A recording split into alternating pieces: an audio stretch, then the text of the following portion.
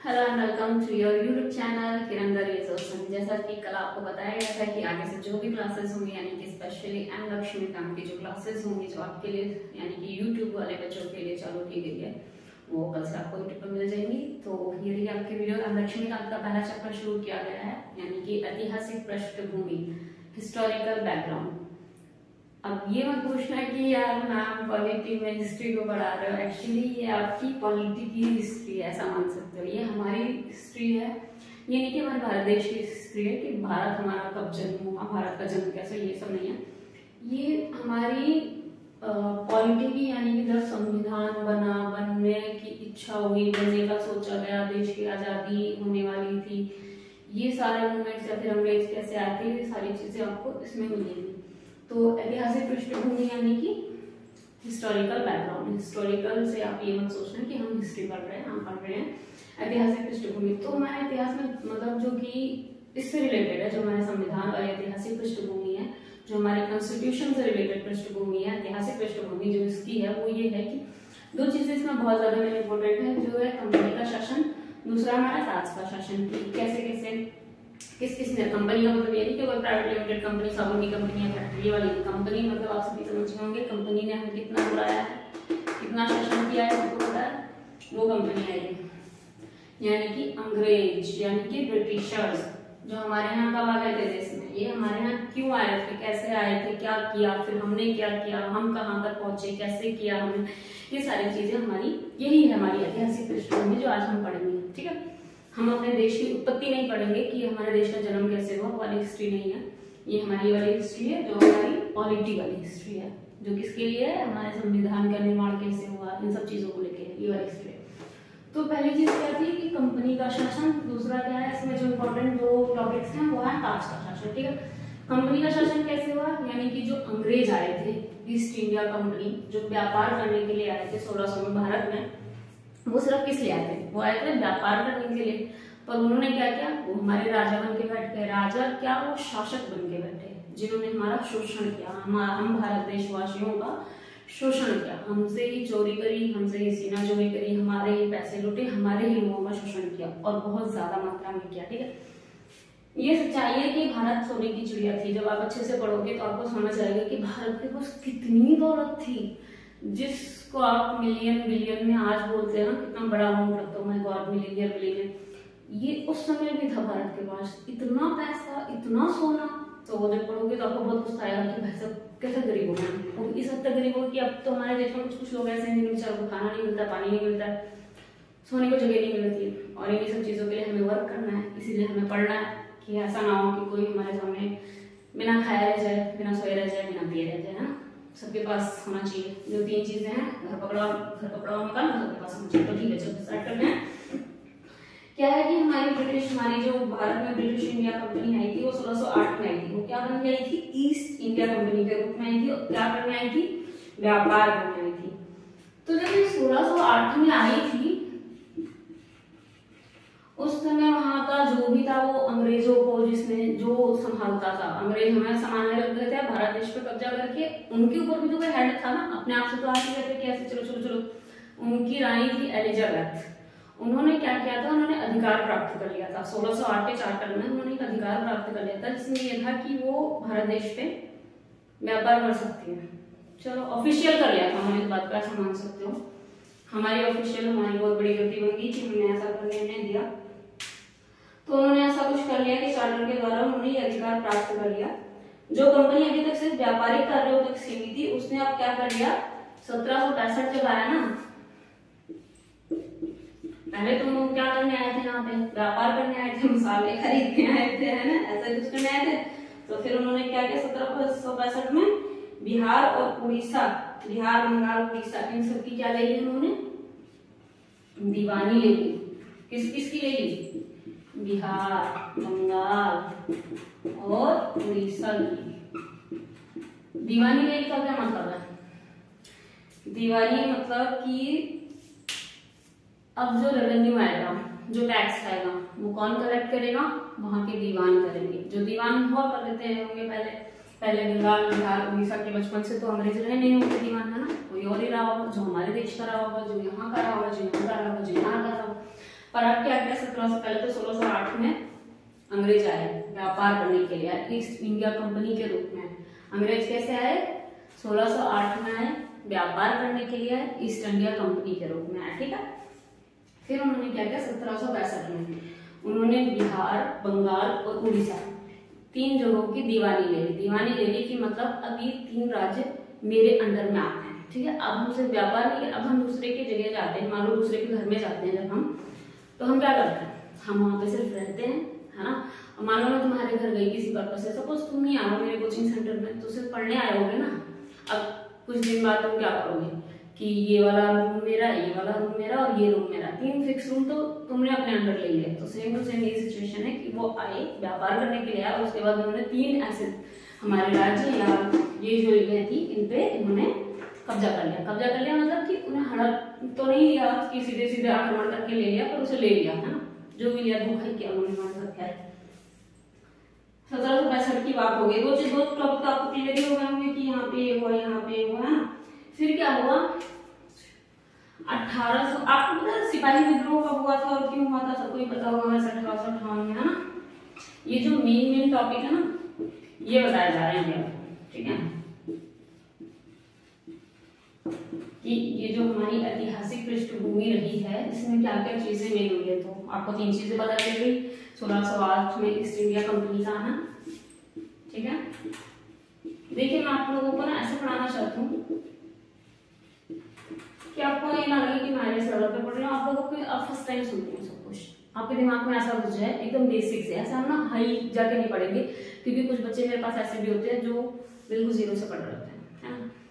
तो फिर मैं ऐसे नहीं पढ़ा सकती कि आपका लेवल, आप you are preparing for UPSC, your optional is political science honours या पॉलिटिकल साइंस, तो आपके लिए बस मैं फटाफट ऐसे पढ़ा दूंगी। मैं ऐसे नहीं पढ़ाऊंगी, मैं ऐसे ही पढ़ाऊंगी कि मेरा जो एक बच्चा है जिसको कुछ भी नहीं आता उसको भी कर लेगा।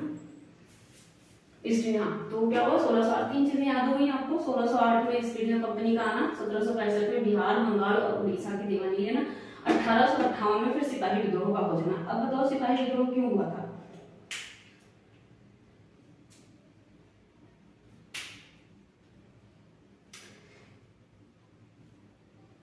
नहीं पता? अरे सिपाही विद्रोह किस लिए इतना फेमस है सिपाही विद्रोह? सबको पता है ना।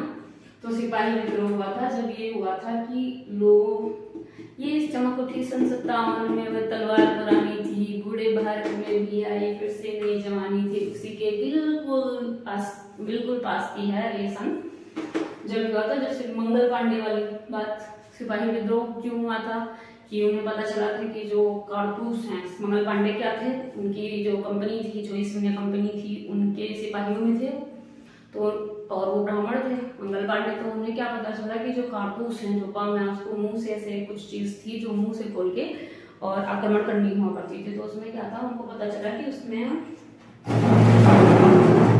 गाय और सुअर इनकी चर्बी है, ऐसा करके उनको पता चला। तो फिर जो मुस्लिम लोग थे उन्होंने बोला कि सुअर, और गाय जो हिंदू लोग थे उन्होंने बोला गाय, तो ये सब कुछ मतलब हराम है, वर्जित है वगैरह करके भड़क गए दोनों बहुत ज्यादा, दोनों ही मतलब संप्रदाय बहुत ज्यादा वाले भड़क गए। तो इस पर हुआ था 18 अप्रैल वाला, ठीक है। तीनों तो होपफुली आप सभी को क्लियर हो गए होंगे, अच्छे से हो गए होंगे, जो आपको समझ आ गया होगा। और इसके बाद मतलब जो हम सीक्वेंस वाइज पढ़ेंगे कि ऐसे ऐसे चीजें होंगी, बाकी इन सबको जब हम डीप में पढ़ेंगे तो ये बहुत बड़े टॉपिक में जाएंगे। ऐसा नहीं है कि इसको यहाँ इतना इतने में खत्म। ये तो आपको एक बात बता दी जो मेन टॉपिक है, उसके बाद आपको उसके अंदर बहुत कुछ पढ़ना है, ठीक है। फिर हमने क्या सोचा कि हम एक संविधान बनाए, और मतलब ये आजादी की आग लग चुकी है, आजादी की लड़ाइयाँ हो रही हैं। जब आजादी पा जाएंगे तो हमारा खुद का संविधान भी तो होना चाहिए। ऐसा थोड़ी कि हम आजाद हो जाएंगे तो हम फिर खुद शोषक बन जाएंगे। हमारे पास तो एक कॉन्स्टिट्यूशन होना चाहिए, एक संविधान होना चाहिए जो सब पर लागू होना चाहिए। तो इस चीजों को हम सोच रहे थे कि कैसे कैसे अब क्या क्या करना है, संविधान बनाएंगे। 1946 में एक संविधान सभा का गठन किया गया था इसी बात पर, है ना। क्या हुआ था 1946 में संविधान सभा का गठन किया गया था। अच्छा, आप सभी को एक बात पता है कि गणतंत्र दिवस और संविधान दिवस दोनों अलग अलग दिन होते हैं, है ना। गणतंत्र दिवस कब होता है और संविधान दिवस क्या होता है, क्या होता है, मतलब दोनों अलग अलग डे पर होते हैं। आप ये मत बोलो संविधान बना था, ये मेरा संविधान दिवस है। संविधान लागू हुआ था 26 जनवरी को, बना कब था संविधान दिवस, वो अलग है, ठीक है।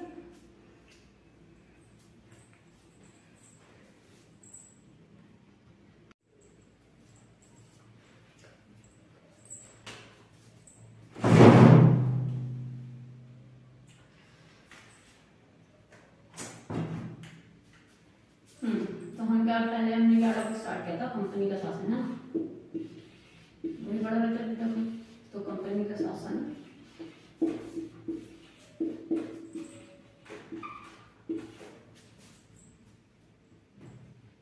कब से कब तक था भैया, 1773 से 1858 तक, है ना।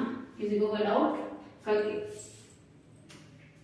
अगर कल को तुम क्वेश्चन करना चाहो तो कर सकते हो, पर मैं चाहती हूँ कि आज ही तुम्हें इतना क्लियर हो जाए कि कल तुम्हें क्वेश्चन करना ना पड़े। तुम रिवीजन इतने मोमोस तरीके से करो कि बस सब आ जाए आपको, है ना। टाइम वेस्ट करने की जरूरत नहीं है बिल्कुल, ना ही बोरियत फील करने की जरूरत है, ना ही बोर होने की जरूरत है आपको। अब इस अधिनियम में हुआ क्या था, भारत में ईस्ट इंडिया कंपनी के कार्यों को नियंत्रित और नियमित करने की दिशा ब्रिटिश सरकार द्वारा उठाया गया। अब फिर क्या था कि इसमें हुआ क्या, कंपनी का शासन इससे ये था इसमें पहली बार एक चीज हुई थी, वो क्या हुई थी कि ब्रिटिश सरकार ने डिसाइड किया कि अब जो भारत है ना, उस पर हम एक नियंत्रण करेंगे। अभी क्या किया था उन्होंने, कंपनी भेजी, कंपनी में लोग भेजे, वो इधर कब्जा कर रहे हैं, वो इधर कब्जा कर रहे हैं, उधर व्यापार कर रहे हैं, वैसे कर रहे हैं, वैसे कर रहे हैं। अब क्या हुआ, ब्रिटिशर्स कहाँ थे, ब्रिटिशर्स थे। तो उन अंग्रेजों ने, ब्रिटिशर्स ने क्या डिसाइड किया कि अब कंपनी के कार्यों को वो नियमित और नियंत्रित करेगी। जो कंपनी थी, ईस्ट इंडिया कंपनी थी, उनको ब्रिटिशर्स ने किया कि अब हम नियंत्रण में लेंगे इनको, ठीक है। ऐसा इन्होंने डिसाइड किया, पहला काम तो ये होगा। दूसरा क्या किया उन्होंने कि पहली बार कंपनी के प्रशासनिक और राजनीतिक कार्यों को मान्यता मिली। पहला तो यही हो गया कि वो नियंत्रित करेंगे, ठीक है। कौन नियंत्रित करेगा, लिखते रहना साथ के साथ, नोट्स बनाते रहना। मेरा ये मानना है लिखने को तो मैं आपको सब कुछ लिख के दे दूं, पूरा पहले यहाँ पे छाप दूं, उसके बाद आपको आगे पढ़ा, लेकिन कोई फायदा नहीं। मैं चाहती हूँ कि आप खुद लिखो। अगर आप खुद लिखोगे ना, मेरा पर्सनल व्यू है कि अगर आपने खुद लिखा है तो आपको ज्यादा अच्छे से याद रहेगा। सबके साथ होता है, विजुअल चीजें हमें ज्यादा, जब हम चीजें देख लेते हैं, कर लेते हैं, वो ज्यादा याद रहती है ना। तो इसी तरह ठीक है, जैसे आप लिखोगे तो ज्यादा आपको याद रहेगा। तो पहला क्या था कि उन्होंने ये सोचा कि मतलब डिसाइड किया कि हम अब ब्रिटिशर्स ने सोचा कि हम ये जो कंपनी है ना उसको अपने नियंत्रण में लेंगे। दूसरा क्या था, इस समय कंपनी को प्रशासनिक और राजनीतिक कार्यों की मान्यता मिली, ठीक है। कंपनी, जो कंपनी काम कर रही थी यहाँ पे, उनको प्रशासनिक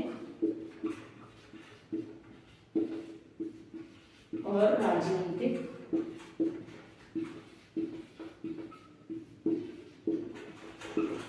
मान्यता मिली, ठीक है। समझोगे, मिली नहीं तो मुझको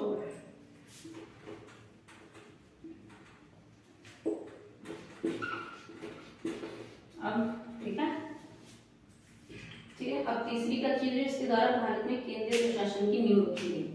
एक और काम कर दिया इन्होंने कि अब भारत में केंद्रीय प्रशासन की नींव रखी, ठीक है।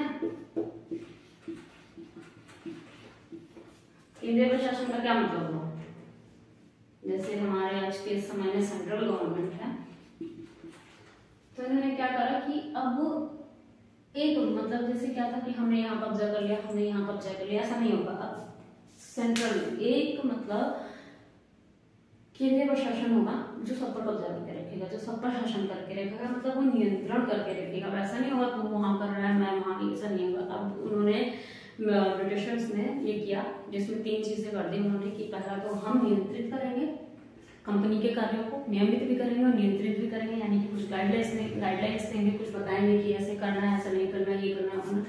दूसरा क्या हुआ कि प्रशासनिक और राजनीतिक मान्यता भी मिली।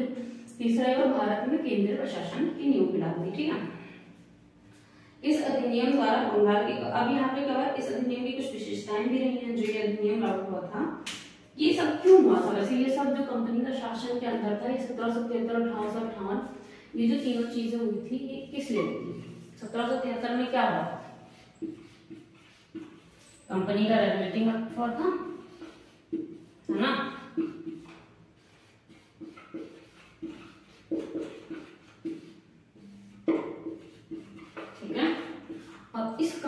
इंडिया रेगुलेटिंग एक्ट के तहत आपको ये सब चीजें मिल रही थी, ठीक है।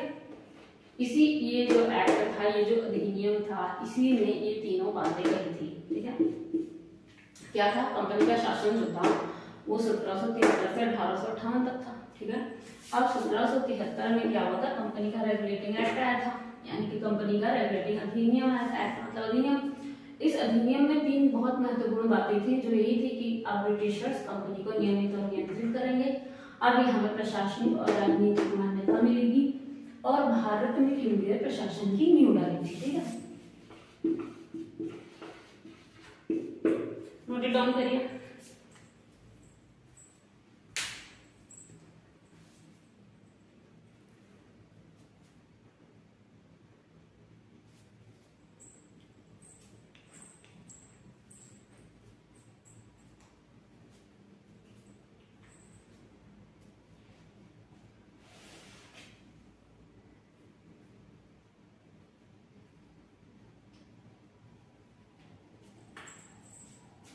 रेगुलेटिंग दिख नहीं रहा शायद बच्चों को, किसी ने कमेंट किया है आगे का दिख नहीं रहा। ओके, तो कंपनी का रेगुलेटिंग एक्ट, जिसको जहां समझ में आए क्वेश्चन कर लेना से, ठीक है।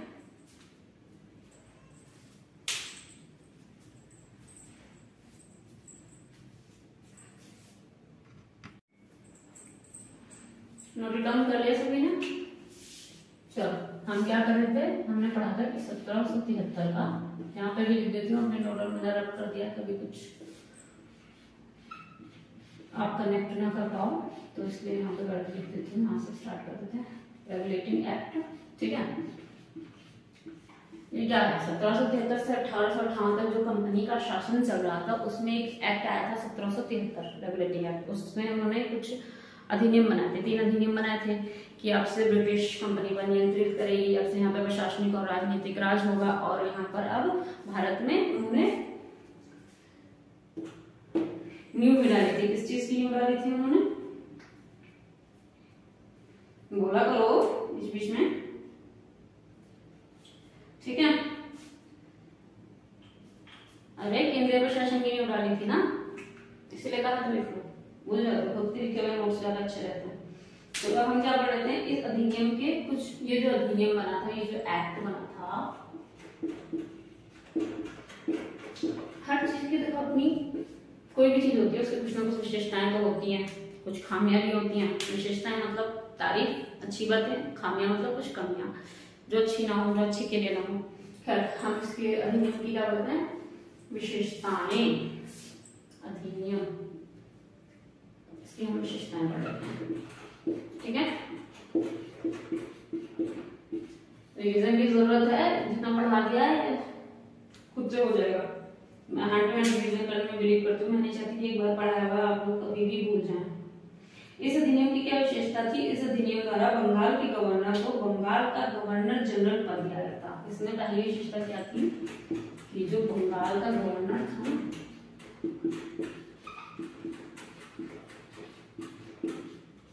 बंगाल का गवर्नर को बंगाल का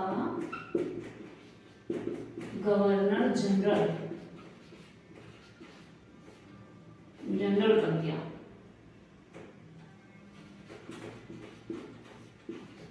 ठीक है।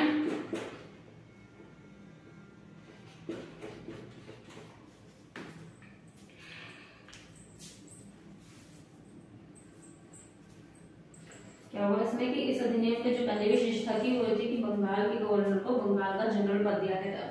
अब आपने पढ़ा था कि उन्होंने क्या किया था? बंगाल में, बिहार में, उड़ीसा में वहां की दीवानी ले ली थी अंग्रेजों को, ठीक है।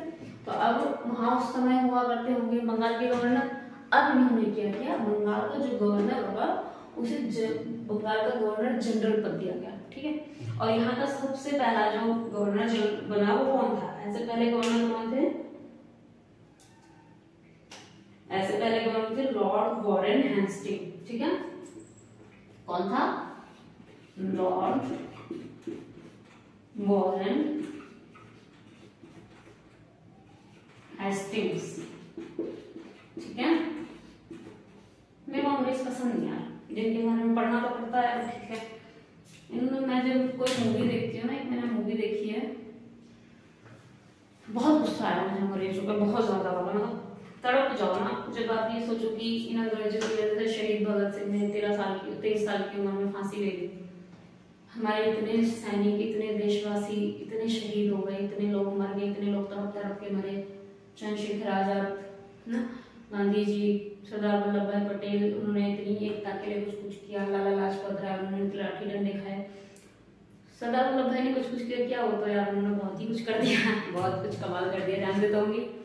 मुझे बहुत अच्छे लगते हैं वो इंसान, सरदार वल्लभ भाई पटेल, मतलब बहुत अच्छे लगते हैं। चलो ठीक है। दूसरा क्या है, इसके द्वारा मद्रास और मुंबई का गवर्नर बंगाल के गवर्नर जनरल के अधीन हो गया। दूसरी जो इसकी विशेषता है वो क्या है, इसके द्वारा मद्रास और मुंबई के गवर्नर बंगाल के गवर्नर जनरल के अधीन हो गए, ठीक है। मद्रास और मुंबई के जो गवर्नर थे, गवर्नर थे यहाँ पे, पहले गवर्नर हुआ करते होंगे, गवर्नर जनरल पद बना दिया। ये क्या हो गया, ये हो गए बंगाल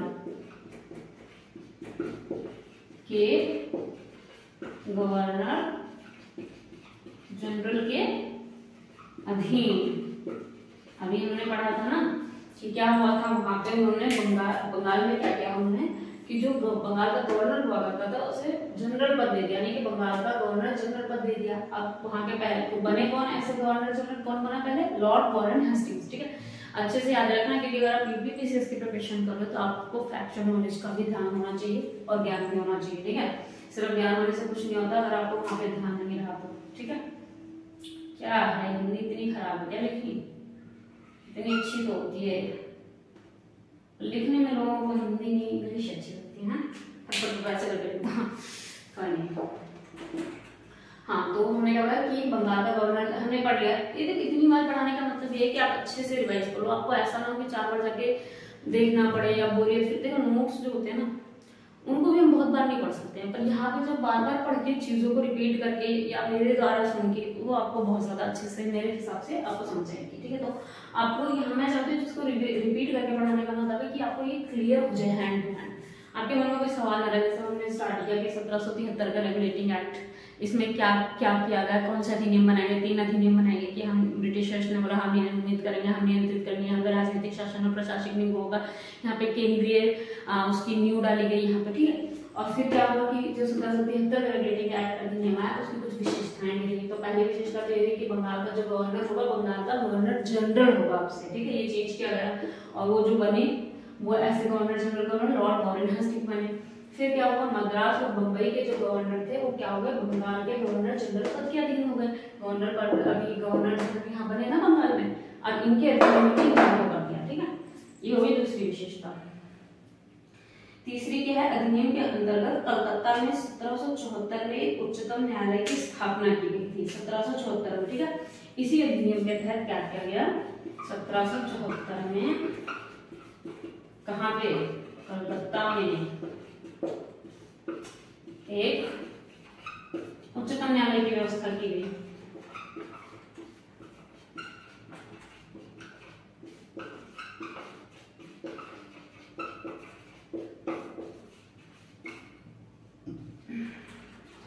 ये 6/4 का ना बोर्ड भी मुझे छोटा लगने लग गया है, पता है क्यों लगने लग गया है, क्योंकि मैं ऐसे लिखना चाहती हूँ कि तुम्हें समझ आ जाए। मैं ना ऐसे नहीं लिखना चाहती हूँ, ऐसे करके आपको समझ में आया, क्या पता है कौन बच्चा कहाँ से पढ़ रहा हो, कैसे पढ़ रहा हो, कैसा कनेक्शन हो, उसको उसकी प्रिंटिंग कैसी आ रही हो, उसको डिस्प्ले कैसे दिख रहा हो।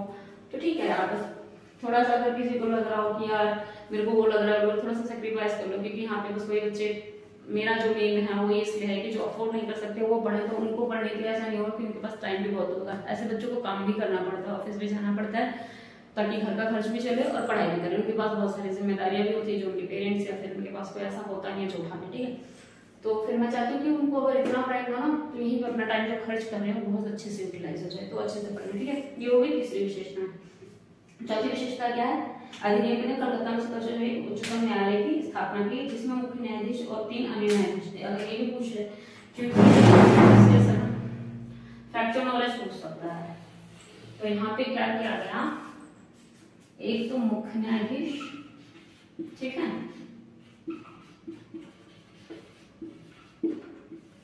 और 3, ये एक है, ठीक है, एक मुख्य न्यायाधीश और 3 अन्य न्यायाधीश की नियुक्ति की गई। वैसे तो आप लोग हैंड टू हैंड नोट कर रहे हो, तो मैं चाहती हूँ पहले समझ लें, उसके बाद नोट कर लें, ठीक है।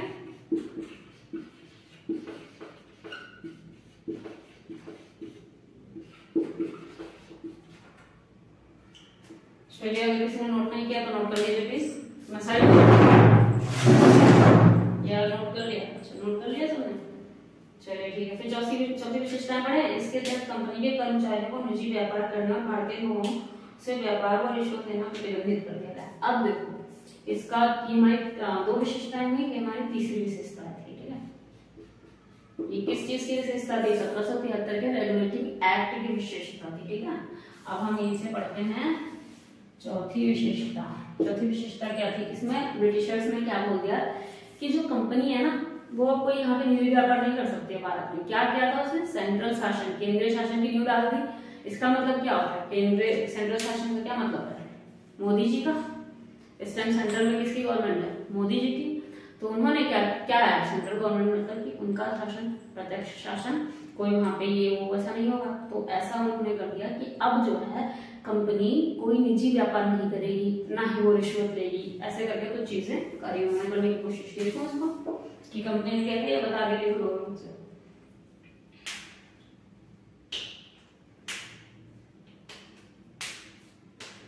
देखो इन्होंने क्या किया कि कंपनी के जो कर्मचारी थे वो निजी व्यापार नहीं करेंगे, ठीक है, व्यापार नहीं करेंगे, रिश्वत नहीं लेंगे, गिफ्ट नहीं लेंगे, ठीक है। Note it down.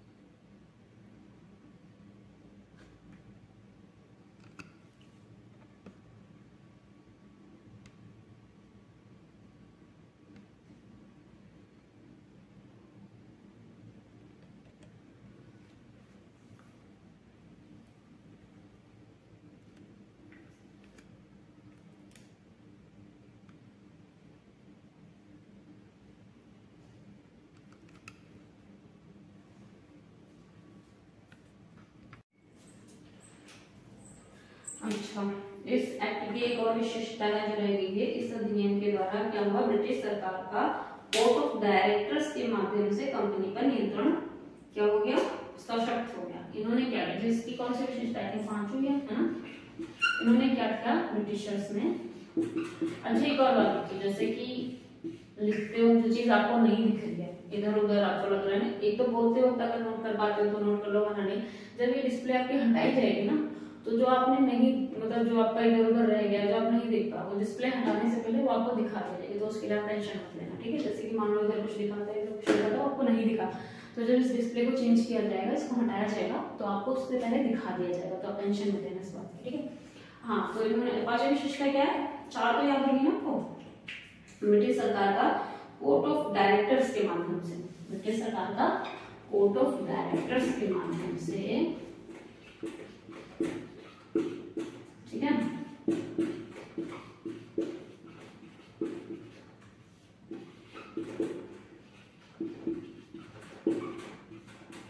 अब उन्होंने क्या किया, जो ब्रिटिशर्स थे उन्होंने क्या किया, अब कैसे कर रहे हैं वो शासन, या मतलब कैसे किसी पे नियंत्रण कर रहे हैं, कोर्ट ऑफ डायरेक्टर्स के माध्यम से कंपनी पर नियंत्रण कर रहे हैं, ठीक है। इन्होंने कैसे कोर्ट ऑफ डायरेक्टर्स के माध्यम से कंपनी पर नियंत्रण कर लिया, ठीक है। अब क्या करने लगे, इसके थ्रू ये भारत की जनता की जानकारियां लेने लग गए, ठीक है, कि भारत के सैन्य वो कैसी है, शक्ति कैसी है, या यहाँ पे सरकार, नागरिक सब कुछ कैसे हैं, ये सब कुछ का पता इन्होंने इस जरिए से करा, ठीक है। अब क्या आ जाता है हमारे पास 1788 का संशोधन अधिनियम। देखो ये क्या था, 1773 का जो रेगुलेटिंग एक्ट था, ये जो बना इसमें ये चीजें आई, इस अधिनियम के तहत ये चीजें आई जिनमें ये विशेषताएं थी, ठीक है। कि ब्रिटिश ने कोर्ट ऑफ ब्रिटिश ने, चलो ऐसे बात करते हैं, कंफ्यूज हो गए ये क्या। अब हर चीज क्या होती है, जैसे हमारे साथ क्या होता है कि हमारे तो छोड़ो, संविधान को लिखते हैं, संविधान में संशोधन हुए, कितने संशोधन हुए पता है आज तक, कितने संशोधन हुए? पहला संशोधन कब हुआ था, चलो पता है, कुछ बताओ। चलो गलत सवाल है आपका, पहला संशोधन कब हुआ और आज तक कितने संशोधन हुए, ये सवाल है, ठीक है। तो फिर अब क्या हुआ कि अधिनियम में कुछ अमेंडमेंट की जरूरत पड़ी होगी, कुछ लगा होगा कि चेंज करते हैं, कुछ अच्छा करते हैं, कुछ कमियां रह गई उनको हटाते हैं, कुछ भी सोच के तो अमेंडमेंट यानी कि संशोधन किया गया। वो अमेंडमेंट कब किया गया आपका, 1781 का संशोधन अधिनियम, ठीक है। 1781 का संशोधन अधिनियम, आ जाओ इस, ठीक है। इसको भी हटा दूं या आप इसी से समझोगे, हटा देते हैं, आप तो समझ लिया होगा। 1781 का, ठीक है।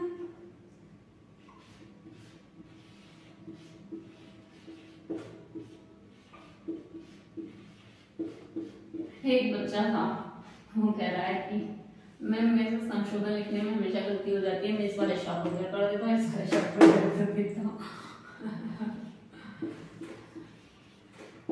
बच्चा हिंदी मीडियम से हो ना, फोकस कर हिंदी, है ना, क्योंकि मेंस में बहुत लिखना पड़ेगा और बहुत अच्छा लिखना पड़ेगा। जो ये अच्छा देखो मैटर तो सबके पास होता है मेंस में लिखने के लिए ना, किताबें तो सबने पढ़ी हुई होती है, और जो जितना अच्छे से सामने वाले को बता पाएगा, आपके पास कितना ज्ञान है वो मैटर नहीं करता मेंस में कि आपने इतना पढ़ा है, वो मैटर प्रीलिम्स में कर सकता है कि आपको कितना ज्ञान आपने टिक कर दिया है ना, वहाँ पे क्या थी वो हमारी शीट आती है, आप उसमें पढ़ दो। बट लिखने वाला सामने वाले को कितने, जब आपको कोई टीचर पढ़ा, मतलब जो आपका एग्जाम चेक कर रहा है ना, समझो वो जीरो है, उसको कुछ नहीं आता है, तो आपको उसको ऐसे बताना है कि वो बिल्कुल समझ जाए कि हाँ हाँ इसका मतलब ये, तब भी उसको इतना एक्सपर्ट मत समझो कि मैं ऐसे ऐसे बता देता हूँ, ऊंचा बता देता हूँ, नहीं, उसको समझो उसको कुछ आता ही नहीं, मुझे ऐसे बताना है कि उसको टोटल आ जाए, वो एक्सपर्ट बन जाए, नंबर 20 मिलेंगे आपको, ठीक है। तो चलो 1781 का संशोधन अधिनियम पढ़ते हैं, क्या था ये, रेगुलेटिंग एक्ट ऑफ 1773 की जो भी खामियां थी उनको ठीक करने के लिए ब्रिटिश संसद ने अमेंडमेंट एक्ट बनाया था। अभी बताया आपको ना कि जब भी कुछ हम बनाते हैं उसमें जो भी खामियां हो जाती है अगर उसको सुधारा जाए तो संशोधन या अमेंडमेंट कहलाता है। तो इसमें भी जो भी 1773 वाले में कुछ कमियां रह गई थी, संशोधन मतलब यही है, संशोधन मतलब अगर संशोधन की बात करें तो इसका मतलब ये कि कुछ चीज ऑलरेडी पहले है उसमें कुछ चेंज किया जा रहा है, ठीक है। संशोधन तो तभी करोगे ना जब आपके पास कुछ होगा, उसी में संशोधन, उसी में चेंज कैसे करोगे, चेंज ये पहले है तभी तो आप इसमें कुछ चेंज कर पाओगे, इसकी क्या हटा दी, थोड़ा सा चेंज हो गया, यहाँ से तोड़ दिया, कुछ चेंज हो गया, कुछ भी। बट अगर ये होते हैं तो आप चेंज कहाँ से करोगे, तो फिर वो बनाना हो जाएगा ना कि आप पहले उसको बना रहे हो, तो ये बनी बनाई अगर संशोधन हुआ तो इसका मतलब इसका कुछ पहले से चल रहा था, क्या चल रहा था पहले से, 1773 का रेगुलेटिंग है। अब इसमें कुछ कमियां उनको लगी तो उन्होंने क्या किया, इसको चेंज करने की कोशिश की और 1700 एक्ट जो आया आपका 1781 वो पारित कर दिया, ठीक है। अब इस कानून ने क्या किया, गवर्नर जनरल तथा काउंसिल को सर्वोच्च न्यायालय के क्षेत्रकाल से बरी अथवा मुक्त कर दिया। पहले क्या हुआ था वहां पे, चलो ऐसे लिख ही देते हैं, आपको लिखना भी तो पड़ेगा। इस कानून ने क्या किया, गवर्नर जनरल तथा काउंसिल को, एक तो गवर्नर जनरल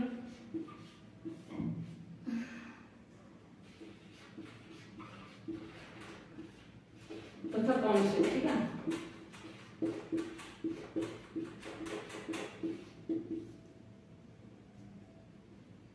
गवर्नर जनरल तथा काउंसिल दोनों को क्या किया, सर्वोच्च न्यायालय से मुक्त कर दिया। सर्वोच्च न्यायालय के जितने भी क्षेत्राधिकार थे ना इनको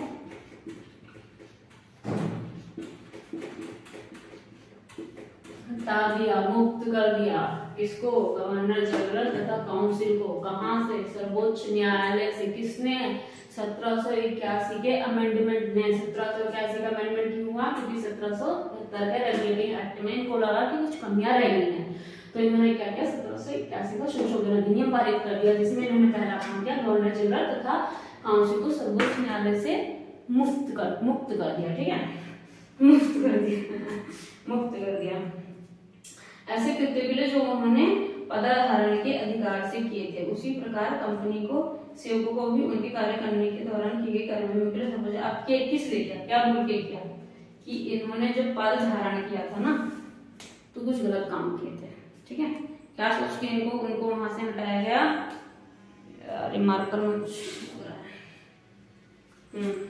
इन्होंने ये सोच के कुछ उनको हटा दिया कि इन्होंने जब पद धारण करे थे ना तो कुछ गलत काम किए होंगे इनको, मतलब उनकी नजरों में जो गलत रहे होंगे, हमारे नजर में तो खैर सबने बहुत गलत काम किया जितने भी ब्रिटिशर्स थे। दूसरा, इस कानून में राजस्व संबंधी मामलों तथा राजस्व वसूली से जुड़े मामलों में भी सर्वोच्च न्यायालय के क्षेत्राधिकार को बाहर कर दिया इन्होंने। दूसरा क्या किया, जो भी राजस्व मतलब रेवेन्यू, जितने इससे संबंधित मुद्दे थे, जितने राजस्व से संबंधित मुद्दे थे तथा राजस्व वसूली से भी जुड़े मामले थे, यानी कि राजस्व है, राजस्व में कुछ भी हुआ, ये मतलब राजस्व दिया नहीं दिया ये सब, लेकिन एक राजस्व वसूली, टैक्स लेना, इनकम टैक्स ऑफिस जैसे हम हैं तो हम क्या करते हैं, टैक्स लेने के लिए नोटिस भेजते हैं, उनसे रिप्लाई मांगते हैं, वो नहीं देते तो पेनल्टी लगाते हैं। तो ये जो वाले मामले थे इनसे क्या कर दिया इन्होंने, सर्वोच्च न्यायालय के क्षेत्राधिकार को यहाँ पे फिर से बाहर कर दिया, ठीक है। सर्वोच्च न्यायालय के क्षेत्राधिकार को यहाँ पे बाहर कर दिया, ठीक है। तीसरा काम कहते हैं, इस कानून द्वारा कलकत्ता के सभी निवासियों को सर्वोच्च न्यायालय के अधिकार क्षेत्र के अंतर्गत कर दिया। अब बताओ क्या कहना है, इस कानून द्वारा कलकत्ता के सभी निवासियों को सर्वोच्च न्यायालय के अधिकार क्षेत्र के अंतर्गत ला दिया। कहीं कहीं इन्होंने देखो सर्वोच्च न्यायालय को बाहर कर रहे हैं। और तीसरी जगह इन्होंने क्या किया कि जो कलकत्ता थी ना, कलकत्ता में कुछ हुआ था ना, याद है कुछ? कलकत्ता में क्या किया इन्होंने, सभी निवासियों को, अभी बताती हूँ क्या होता, अभी पढ़ाया था वो कलकत्ता में क्या हुआ था, सभी निवासियों को सर्वोच्च न्यायालय के अधीन कर दिया।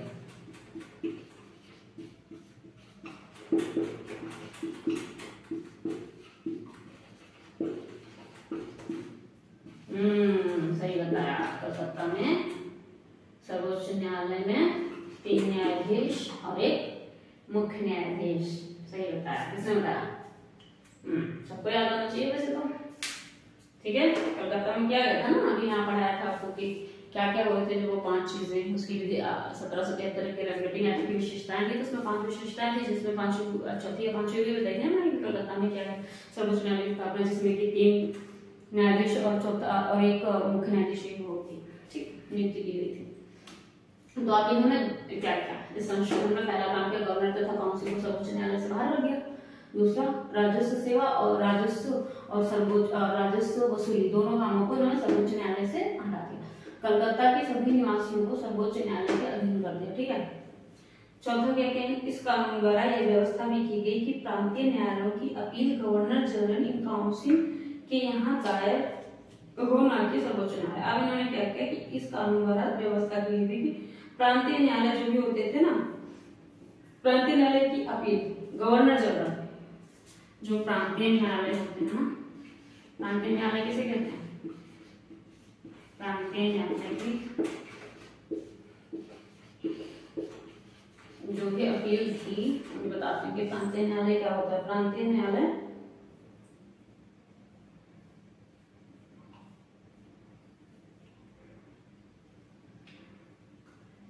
प्रांतीय न्यायालय में क्या कहते हैं कि जहाँ की अपील हो क्या हो, गवर्नर जनरल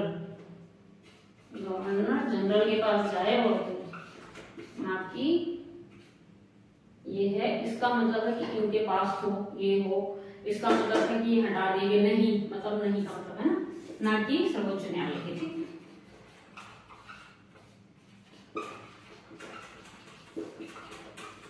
ठीक है। यहाँ पे नहीं जाए, यहाँ पे जाए, गवर्नर जनरल के पास जाए फिर, ना कि इनके पास। इस कानून में गवर्नर जनरल काउंसिल को प्रांतीय न्यायालय के काउंसिलों के नियम अधिनियम बनाने के लिए रिव्यू किया गया, ठीक है। देखने की जरूरत है, देखो फिर जाते हैं साइड हो जाते हैं।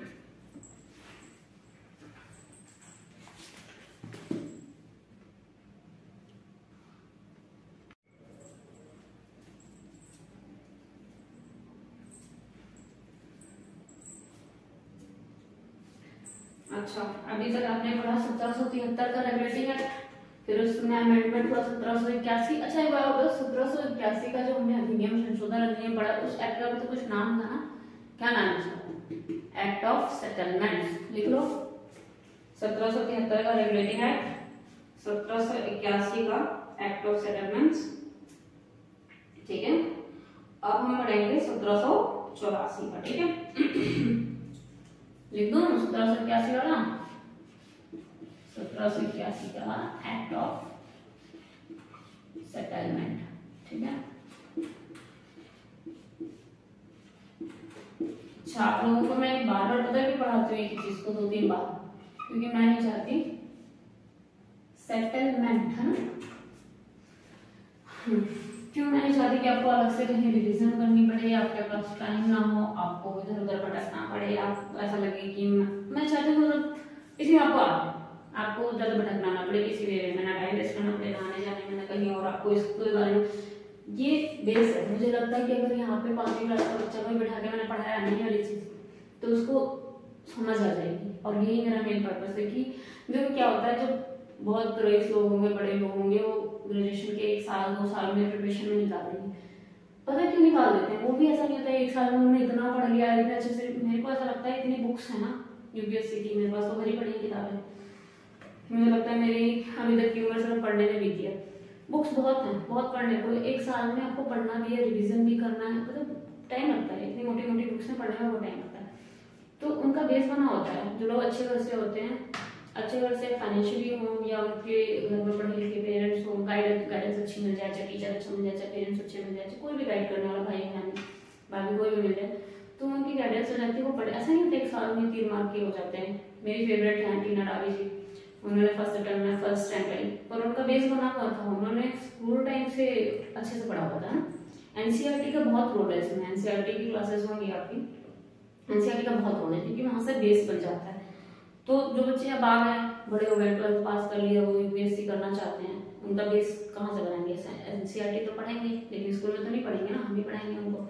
तो उनको इस तरह से एम लक्ष्मीकांत पढ़ाएंगे कि उनको ऐसा ना लगे कि मैं क्या पढ़ रहा हूँ। देखो ऑब्वियसली आईएएस बनने के लिए ना बहुत हायर एजुकेशन चाहिए, higher education in the sense कि ऐसा नहीं कि एमबीए और ये चाहिए, पर जो पढ़ रहे हो ना उसमें बहुत हायर इंटेलिजेंस चाहिए, समझ बहुत अच्छी चाहिए, बहुत डीप नॉलेज चाहिए। तो वो बनाने के लिए मैं चाहती हूँ कि उनका बेस बहुत क्लियर हो जाए। ठीक है, बहुत बच्चे ऐसे भी हैं जो इस क्लास को ले रहे हैं जो बहुत इंटेलिजेंट है, इंटेलिजेंट वो भी हैं जो जिनका मैं बेस बना रही हूँ, पर अगर उन्होंने पढ़ा नहीं है, समझ नहीं आया, तो फिर उनको समझाना हमारी ड्यूटी है, जो भी पढ़ा रहा है उसकी ड्यूटी है। तो हमारी ड्यूटी सिर्फ ये है कि जो भी पढ़ रहा है उस सबको समझना चाहिए। ठीक है, हाँ। तो 1773 का रेगुलेटिंग एक्ट, उसमें अमेंडमेंट हुआ 1781, जो एक्ट ऑफ सेटलमेंट्स कह रहा है। अब हमारा है 1784, इसको क्या कहा गया? Fits India act.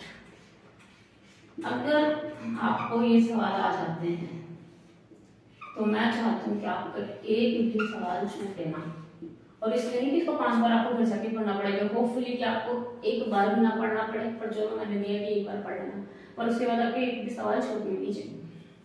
ठीक है, और होप करते हैं कि आपके छूटेंगे। पढ़ाने का बेस इतना इजी रखा है मैंने। ठीक है, 5 बार तो मैंने एक चीज को रिवाइज कर दी होगी कि 1773 रेगुलेटिंग एक्ट, 1781 आपका एक्ट ऑफ सेटलमेंट, 1784 आपका फिट्स इंडिया एक्ट। तो इसीलिए करिए ना कि आपको कानों में जाए, बार बार जाए, और पढ़ लो अच्छे से लिख पाओ आंसर। ठीक है, मेंस में क्वेश्चन आ गया आपका, मेंस में क्वेश्चन आ गया कि ऐतिहासिक पृष्ठभूमि लिखो उसकी। तो आपको जो पढ़ाया गया है बार बार भूल के पढ़ाया गया है, वो आपको याद होगा तब अच्छे से लिख पाओगे ना, पॉइंट टू पॉइंट लिख पाओगे, बुलेट्स बना के समझ तभी तो लिख पाओगे जब आपके पास यहाँ होगा कुछ भी। वरना तो ब्लैंक बैठ क्या जो कहानियां, जब ये तो श्योर है कि मेंस में आपको कहानियां लिखने का नंबर नहीं मिलेंगे, है ना।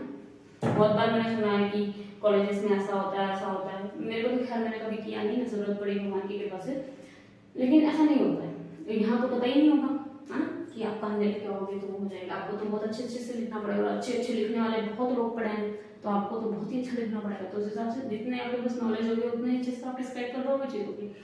तो इसलिए सही। चलो ठीक, 1784 का फिट्स इंडिया एक्ट। सब पहले अभी प्री देते हैं, उसके बाद इसका देखेंगे। इसमें हाँ, एक और मेरा है कि मैं ऐसे नहीं पढ़ाना चाहती कि सिर्फ आपका प्रीलिम्स को लेके कि चलो भाई प्रीलिम्स क्लियर कर रहे हैं, नहीं।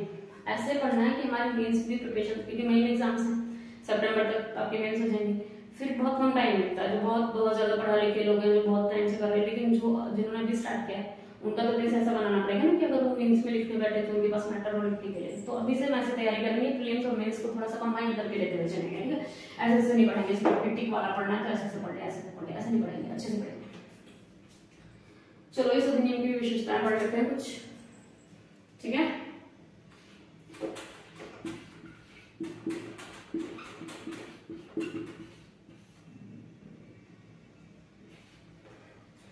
पहले विशेषता क्या है, इसने कंपनी के राजनीतिक और वाणिज्यिक कार्यों को पृथक कर दिया, ठीक है। चलो यहां से लिखते हैं, इसने कंपनी के, मेरी मात्राएं, कंपनी के राजनीतिक यानी कि पॉलिटिशियन है, पॉलिटिशियन याद है इससे, और वाणिज्यिक, वाणिज्यिक मतलब व्यापारिक, दोनों कामों को क्या कर दिया उन्होंने, अलग कर दिया, ठीक है। अच्छा मैं अगर ऐसे लिख रही हूँ कि कंपनी के राजनीतिक और वाणिज्यिक अलग, तो आप समझ के पूरा लिख लोगे ना, समझ जाओगे ना कि इसने कंपनी के राजनीतिक और वाणिज्यिक कार्यों को पृथक पृथक कर दिया, अलग अलग कर दिया, समझ जाओगे ना। चलो मैंने बोल तो दिया ही कि कंपनी ने क्या किया, इसके कंपनी के राजनीतिक और वाणिज्यिक दोनों कार्यों को अलग अलग कर दिया, ठीक है। बोल भी देखना, चलो हालांकि समझ जाओगे मुझे पता है, फिर भी इसने निदेशक मंडल को कंपनी के व्यापारिक मामलों के अधिकारी की अनुमति दे दी। क्या क्या है इसमें, निदेशक मंडल को, ठीक है, कंपनी के व्यापारिक मामलों के क्या क्या होना है इसमें,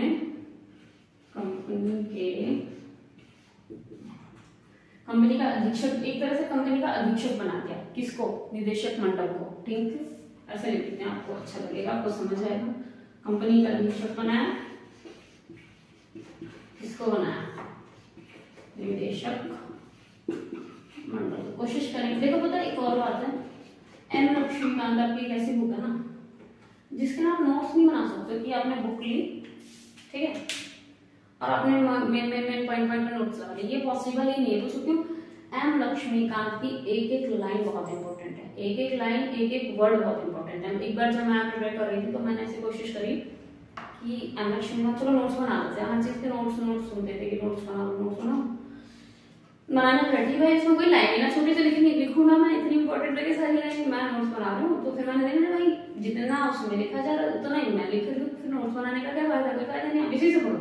और एक्चुअली में ये बात है कि मेरे को लगता है कि एम लक्ष्मीकांत के नोट्स नहीं चलेंगे, क्योंकि एम लक्ष्मीकांत एक एक शब्द से बहुत ज्यादा महत्वपूर्ण है, तो आपको पूरा ही पढ़ना पड़ेगा, नोट्स भी बनाना, ये पढ़ो फिर अच्छे से, ठीक है, रिवाइज करो, पढ़ो, बार बार पढ़ो। दो विशेषताएं होंगी, कंपनी के राजनीतिक और वाणिज्यिक कार्यों को अलग कर दिया, कंपनी का अधीक्षक बना दिया, किसको बना दिया, निदेशक मंडल को। कंपनी को नहीं बनाया, कंपनी का अधीक्षक बनाया है, निदेशक मंडल को, ठीक है।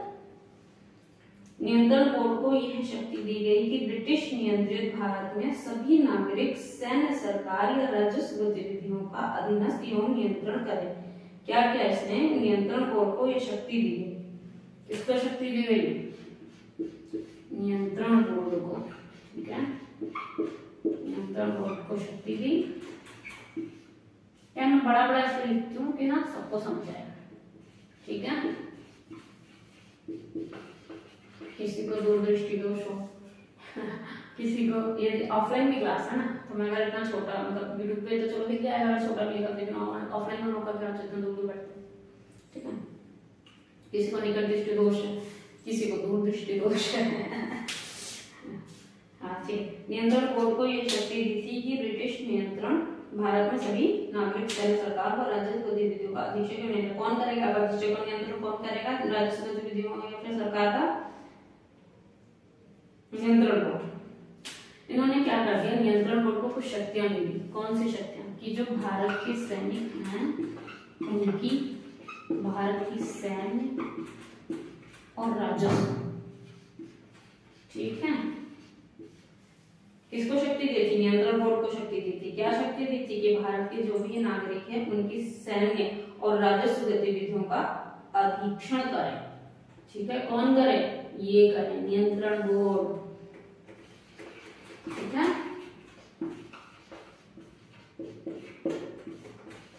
कहीं कोई डाउट हो पूछ सकते हो, ठीक है, सवाल कर सकते हो जिसको समझ में आ रहा हो, कहीं पे भी अटक रहा हो। मेरा मेन मकसद ये होता है पढ़ाने का कि आपको कोई डाउट रहे ना, मेरा कोई स्टूडेंट ऐसा ना रहे कि मुझे समझ नहीं आया, मैं हार गया, मैं फेल हो गया। आप टीचर ऐसे बनो कि आपका हर स्टूडेंट पास।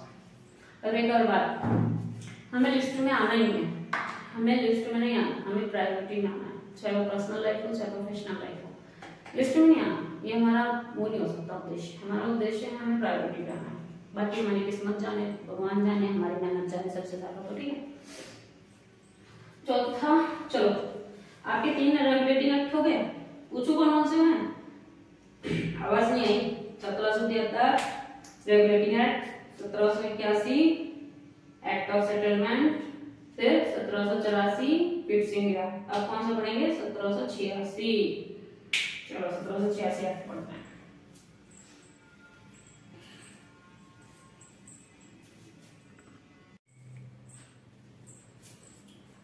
चलो अब पढ़ते हैं 1786 का अधिनियम, ठीक है। कितने अधिनियम पढ़ लिया बेटा आपने? 3। मेरे हिसाब से इतनी बार हमने यहाँ पे रिमूव कर लिया ना, एकदम मोस्ट टाइप रिवीजन हो जाते हैं यहाँ पे। ये चीज सबसे अच्छी लगती है मुझे, एकदम मोस्ट रिवीजन है ना, जिससे आपको ज्यादा एफर्ट डालने की जरूरत नहीं, यही प्रयास हो जाए, ठीक है। 1786 का अधिनियम के बारे में पढ़ते हैं। इसमें क्या होता है? 1786 में लॉर्ड कॉर्नवालिस है ना, क्या था वो? कॉर्नवालिस, कैसे बोले उसको? कॉर्नवालिस को बंगाल का गवर्नर जनरल बनाया गया था यार, मानते तो ये सब लोग। इसमें क्या हुआ था? 1786 का जो अधिनियम था, इसमें लॉर्ड कॉर्नवालिस थे। कॉर्नवालिस क्या लॉर्ड कॉर्नवालिस स्टार्ट सही दूंगी मैं, है ना, कॉर्नवालिस, ठीक है। इतने तो ये थे, वॉरेन हेस्टिंग्स, कॉर्नवालिस, 500 लोगों ने तो हम पे आके गवर्नर जनरल बन के बैठ गए थे देशवासियों पे हमारे। इनको क्या किया?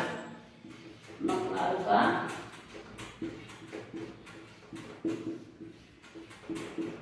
गवर्नर बनाया गया।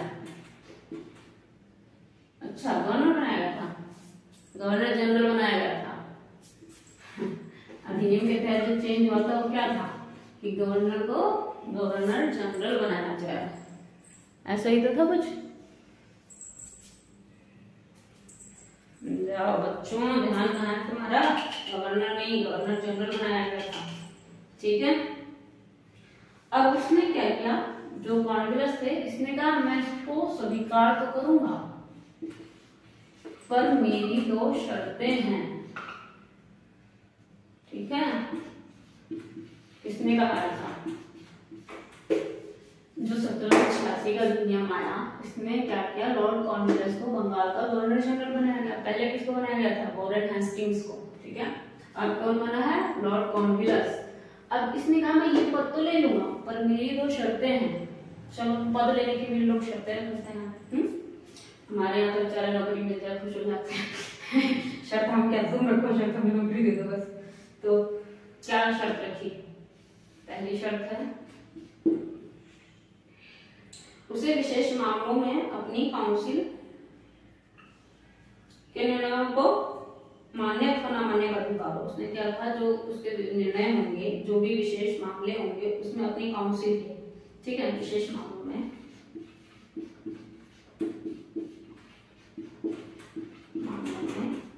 जो भी निर्णय होंगे उनको क्या होगा? अपनी काउंसिल जो भी निर्णय देगी, यहाँ पे विशेष जो मामले हैं उसमें जो काउंसिल निर्णय देगी, ठीक है। लिख लोगे ना, ये लिखो पूरी लाइन, विशेष मामले में काउंसिल के निर्णयों को, ठीक है। सुन तो रहे हो, उससे पता ही चल जाएगा मैं क्या कह रहा हूँ ना।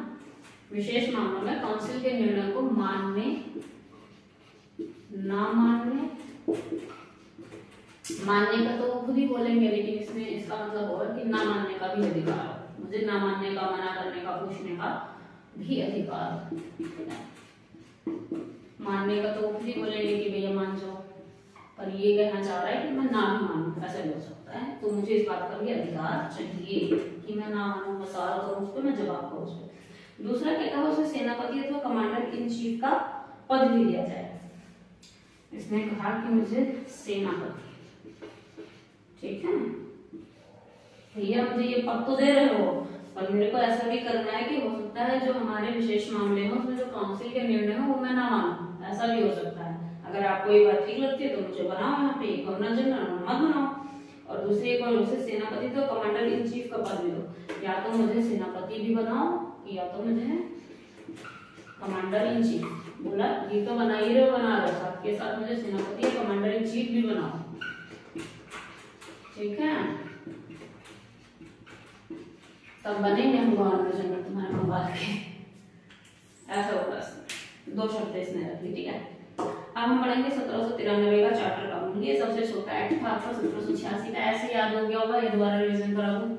बंगाल में 1700 जो भी था 1786 का आपका जो भी एक्ट था, अधिनियम था, इसमें क्या हुआ, बंगाल का गवर्नर जनरल बनाया गया कांग्रेस को।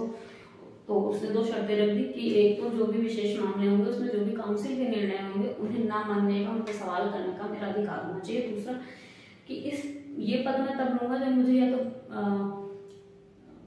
क्या बोलते हैं उसको, कमांडर इन चीफ बनाओ, है ना, या फिर वो। तो फिर उसकी वजह से मतलब ये जो दो शर्तें थी उनमें ये था, या तो मुझे सेनापति बना दो, फिर कमांडर इन चीफ बना दो, भैया कभी हम लेंगे पद तो नहीं लेंगे। सही है, अच्छा एक तो पद मिल रहा है बस और चीजें मांगी जा रही है, यहाँ नौकरी भी मिल रही है बच्चे को। चलिए ठीक है, आपके पास 1793 का चार्टर कानून, किसी को पानी वानी पीने पता है तुम्हें? जब ये बुक पढ़ती हूँ ना मैं, या पढ़ती थी, या कोई भी बच्चा पढ़ता है तो ऐसे डिसाइड करता है कि आज हम इतने पेज पढ़ लेंगे, 20 पेज 30 पेज है पढ़ लेंगे। मैंने भी पढ़ा था एक टाइम पे, मेरे को एम लक्ष्मीकांत की कितनी मोटी बुक है उसको मैंने पढ़ा था, कितने दिन में, 10 दिन में। बट ये जो क्लासेस होंगी ना, आपको मेरा एक ही पर्पस है कि आपको रिविजन होनी पड़ेगी। यहाँ पे जो पढ़ा वो आपके बिल्कुल अंदर जाए। पढ़ाने को बहुत स्पीड में पढ़ा दो, सारा कुछ लिख के रखूँ मैं यहाँ पे आके और आपको ऐसे ऐसे बता दूँ, पर वो नहीं चाहती हूँ। तो जिसको हो सकता है किसी को ना भी अच्छी लगे, बट होपफुली कि ये आपके रिवीजन को महत्वपूर्ण नहीं बनाएगी, ये आपको यही पढ़ने का खत्म हो जाएगा कि जी मुझे आता है सब कुछ।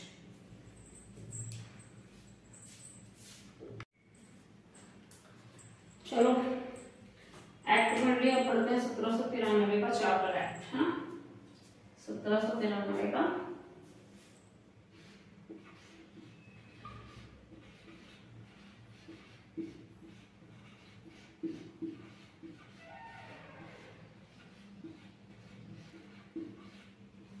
चार्टर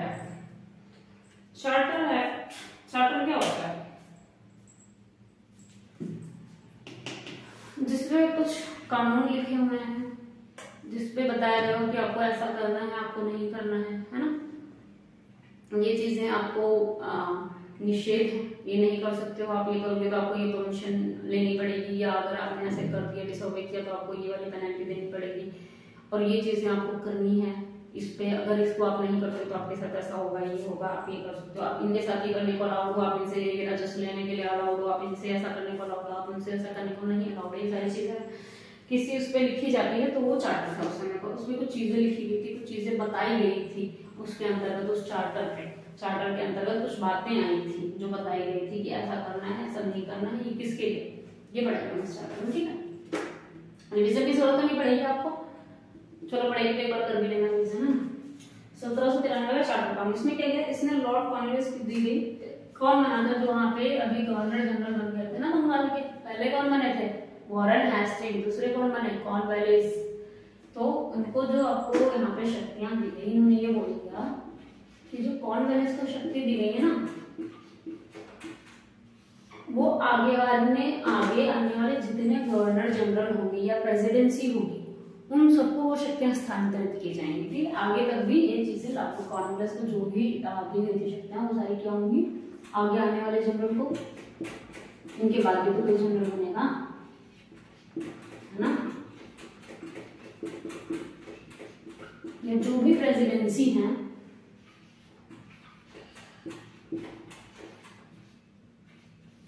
उनको ये सारी चीजें उनको भी मिलेंगी आगे तक, है? आगे आने वाले जनरल और प्रेसिडेंट और प्रेसिडेंसी को भी ये शक्तियां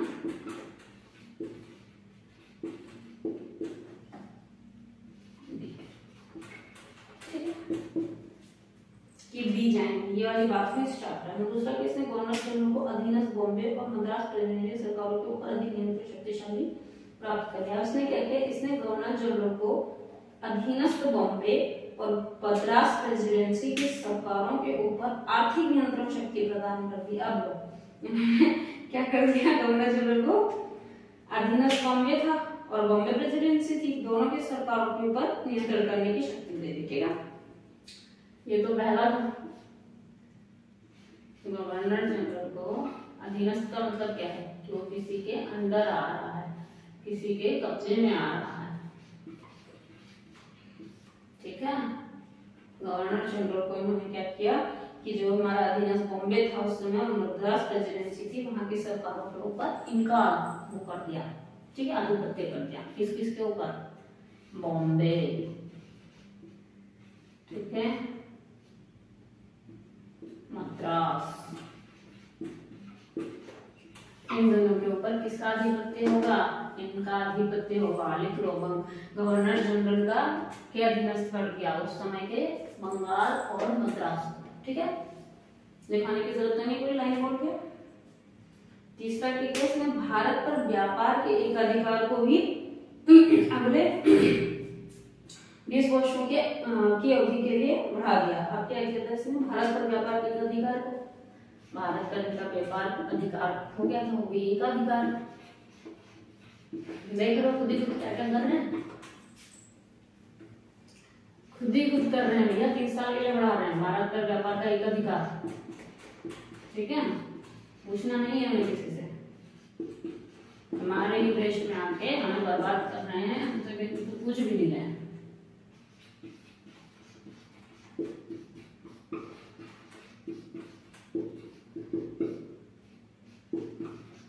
ठीक है,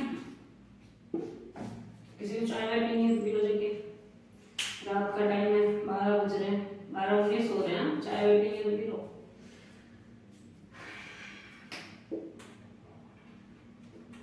30 वर्षों तक बढ़ा दिया है, किस चीज को, ठीक है, व्यापार के अधिकार। इसने कमांडर इन चीफ को गवर्नर जनरल काउंसिल के सदस्य होने की अनिवार्यता समाप्त कर दी। अब इसने एक और किया, उस समय क्या किया था इसने, जो कांग्रेस उसने 2 शर्तें रखी थी ना कि या तो मुझे ये वाला पद दो या तो मुझे ये वाला पद दो, 2 शर्तें रखी थी। और एक ये भी वो एक और 2 चीजें हो रही थी, एक तो बोला था कि मुझे या तो सेनापति बनाओ या तो कमांडर बनाओ, और एक और था कि विशेष मामले में काउंसिल के निर्णय को न मानने का भी अधिकार दो मुझे। ठीक है, ये भी चीज थी। अब तीसरा, तो इसमें तीसरे में क्या, चौथे में क्या किया गया है कि इसने कमांडर इन चीफ की गवर्नर जनरल काउंसिल के सदस्य होने की अनिवार्यता समाप्त कर दी। ठीक है, देखो, गवर्नर जनरल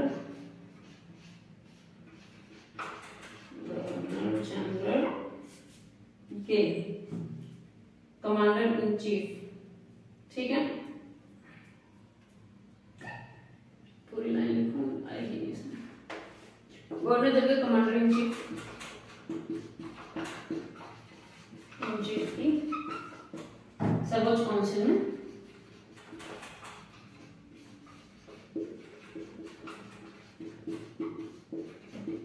में सदस्यता, ठीक है। कोई दिक्कत कोई परेशानी आ रहा है तो समझ में? इतनी हलवा रिवीजन हो गई ना तुम्हारी, इतनी हलवा रिवीजन कि पूछो, सच में बेसिक से पढ़ा रही हूँ। इससे ज्यादा बेस आपको कहीं नहीं मिलेगा, चाहे कितनी आप वीडियो देख लो, कितने आप ऑफलाइन कोचिंग, इससे ज्यादा बेसिक से अगर किसी ने पढ़ा दिया तो मैं क्या बोलूँ, मैं अपना चैनल का नाम बदल दूंगी अगर किसी ने इससे ज्यादा बेसिक से पढ़ा दिया आपको तो।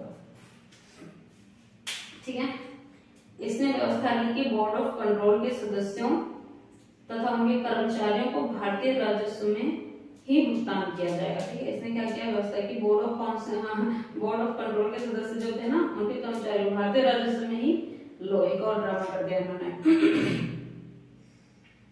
बोर्ड ऑफ कंट्रोल के जो सदस्य थे ना, इन्होंने कहा कि जो बोर्ड ऑफ कंट्रोल के सदस्य हैं, BOC कर दो,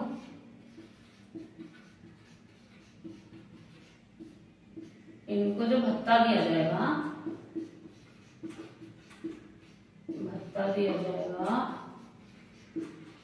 वो भारतीय राजस्व से दिया जाएगा।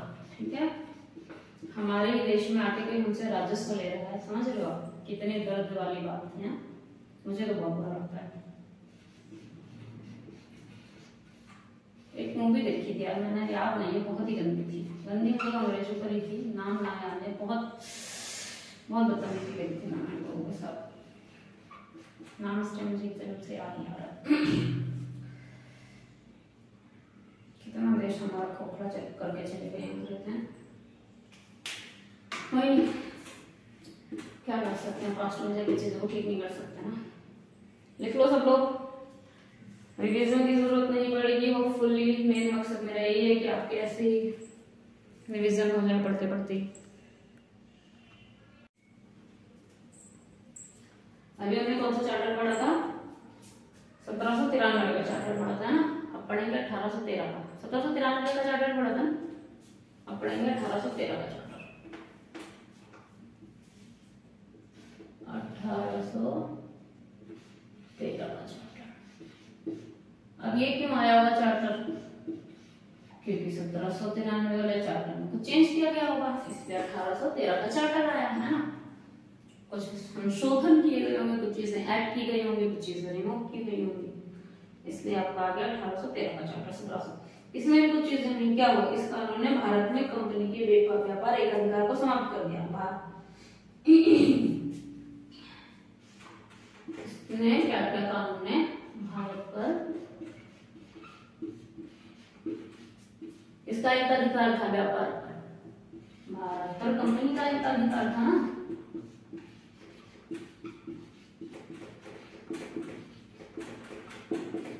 क्या किया इन्होंने? समाप्त कर दिया।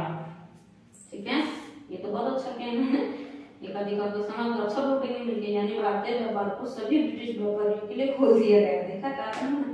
तभी भी इस कानून ने चाय के व्यापार तथा चीन के साथ व्यापार से में कंपनी के अधिकार को भाग किया। आप क्या किया? इन्होंने क्या किया? कंपनी का एक अधिकार था, कंपनी शासन कर रही थी, वही चोरी कर रही थी, वही छीन रही थी, वही व्यापार कर रही थी। अब उन्होंने क्या किया? भारत पर कंपनी के अधिकार को समाप्त किया। अब जिसका एक अधिकार था और वो समाप्त हो गया, इसका मतलब क्या है? वो खुल गया सबके लिए, यानी कि अब भारत पे व्यापार सारा ब्रिटिश कर सकता है। ब्रिटिशर्स करते हैं कंपनी के अलावा। क्या था? ब्रिटिशर्स की एक वो थी कंपनी, हाँ, एक ब्रांच मान लो थी। अब उन्होंने कब्जा कर लिया भारत पे, उन्होंने कहा नहीं, अब सिर्फ तुम नहीं करोगे, तुम्हारा एक अधिकार खत्म करे, अब हम सब करेंगे, हम सब मिलकर लूटेंगे भारत को। ठीक है। दूसरा कहते हैं, इस कानून ने भारत में कंपनी शासित क्षेत्रों पर ब्रिटेन राजा की प्रभुता को पकड़ व स्थापित किया। इस कानून ने भारत पर, इस कानून ने क्या किया? भारत में कंपनी शासित क्षेत्रों पर ब्रिटेन की जो भी भारत पर कंपनी का शासन था, जहां पर कंपनी शासित जो भी क्षेत्र थे, कंपनी शासित होता है जहां कंपनी का शासन था।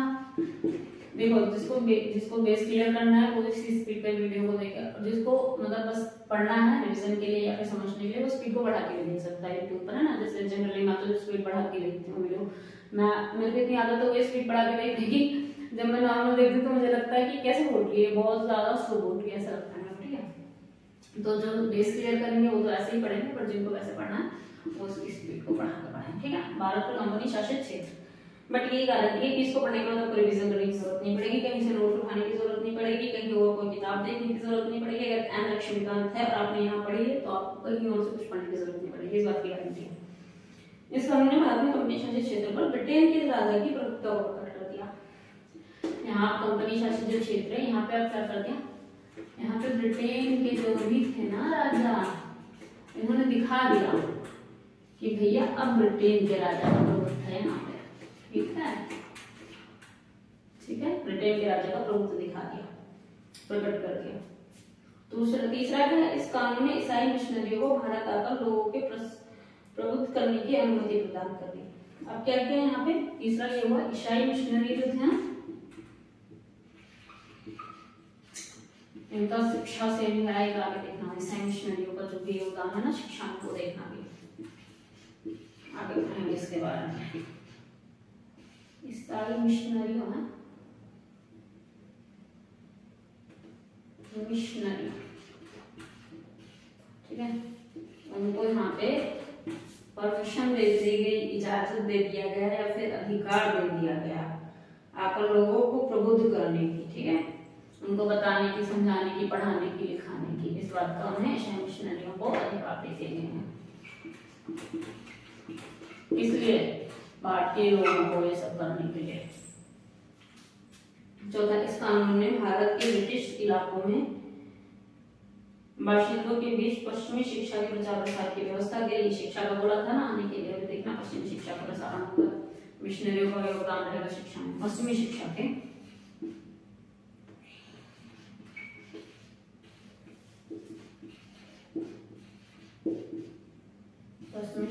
प्रचार और प्रसार की। ईसाई मिशनरी के नाम है हमारी भारतीय संस्कृति पढ़ाने आते हैं।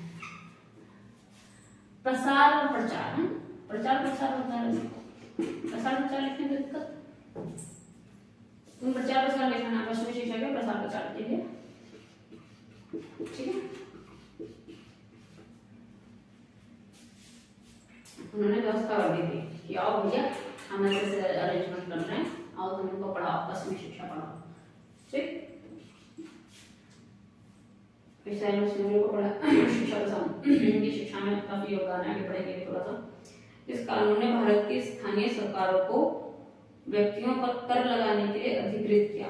कर भुगतान नहीं करने पर दंड की भी व्यवस्था कर दी इस कानून ने, ठीक है। इन्होंने क्या किया कि जो स्थानीय सरकार होगी ना, स्थानीय सरकार मतलब इनके अधीन कर दिया भारतीय राजस्व को, सरकारी जो वहां पे स्थानीय सरकार थी, जैसे हमारी ग्राम पंचायत हो, पंचायत हो, है ना, हर जगह की एक वो, ऐसा ना हो कि एक राजा है वही सबसे ले रहा है, ऐसा नहीं, स्थानीय कर दिया कि यहाँ का तुम लेना, यहाँ का तुम लेना, यहाँ का तुम लेना राजस्व, ठीक है। स्थानीय सरकार को भारतीय नागरिक से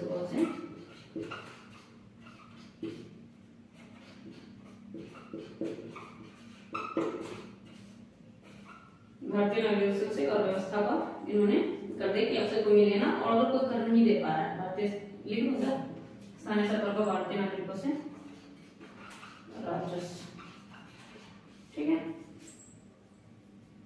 राजस्व लगाने के लिए, राजस्व लेने के लिए या राजस्व वसूली करने के लिए, राजस्व लगाने का के लिए अधिकृत किया, उनको बोला गया, ठीक है। उनको उसके लिए उनको इसके लिए बोला गया, ऑर्डर दिया गया, अधिकृत किया गया, एग्जैक्ट वर्ड नहीं मिल रहा है मुझे भी, अधिकृत लिख देती हूँ, अधिकृत ही अपॉइंट किया गया, ठीक है, अधिकृत किया। और क्या बोला, अगर राजस्व नहीं मिलता है तो दंड, ठीक है, ये भी बोला। ये हो गया आपका 1813 का चार्टर, लिख लो, नोट कर लो। नोट क्या है, इतना 4 लाइनें तो लिखती हूँ।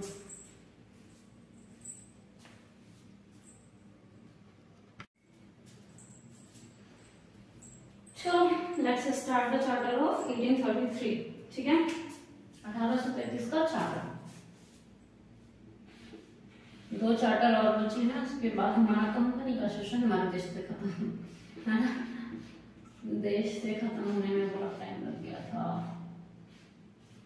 पर हमने लक्ष्मीकांत में जो दिया हुआ है उसमें कंपनी का सेशन एक ही चार्टर पढ़ के और एक अगला पढ़ के खत्म कर देंगे। चलो ठीक है, 1833 का चार्टर। अब ये क्या कह रहा है, इसने बोला है कि इसने बंगाल के गवर्नर जनरल को भारत का गवर्नर जनरल, अब इसने क्या किया, जो बंगाल के गवर्नर जनरल बनाए गए थे ना,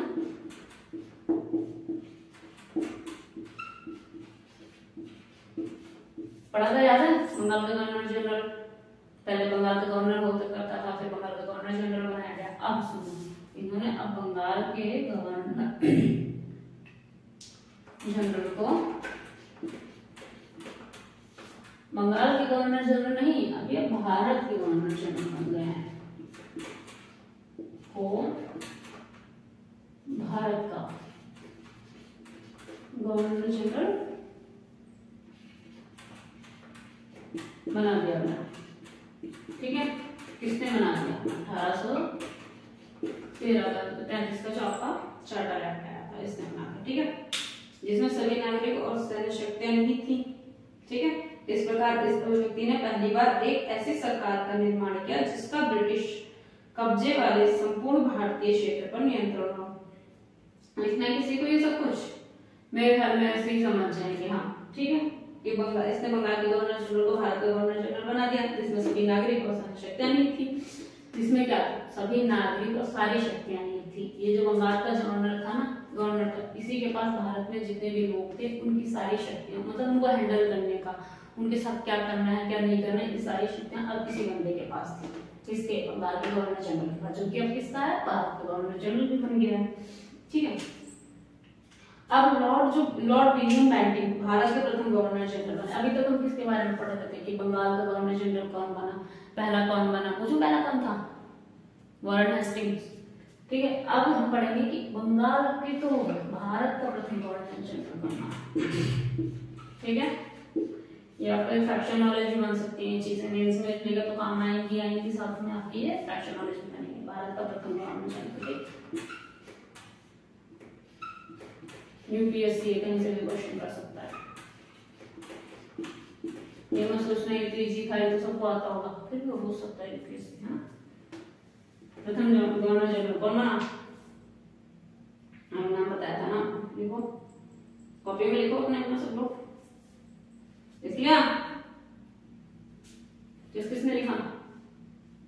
अच्छा, लॉर्ड विलियम बेंटिंक। हाँ, मुझे आवाज भी आएगी, दिखाई तो पड़ेगा।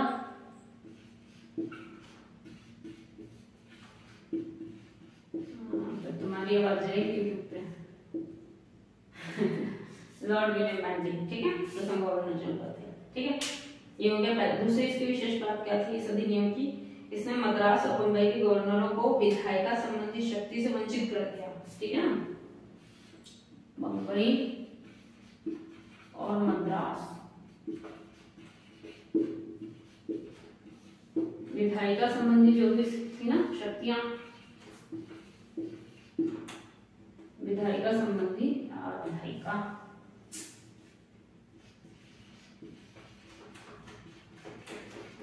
विधायिका संबंधी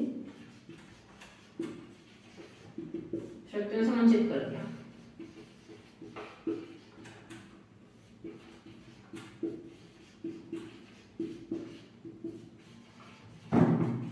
ठीक है, इसके अंतर्गत पहले बनाए गए कानूनों को नियामक कानून कहा गया और नए कानून के तहत बने कानूनों को एक्ट या अधिनियम कहा। अब इसमें क्या किया था कि जो भी पहले कानून बनाए गए थे ना उसको नियामक कानून बोल दिया गया। इसके अंतर्गत जो भी पहले कानून बनाए गए थे, पहले बनाए गए कानून को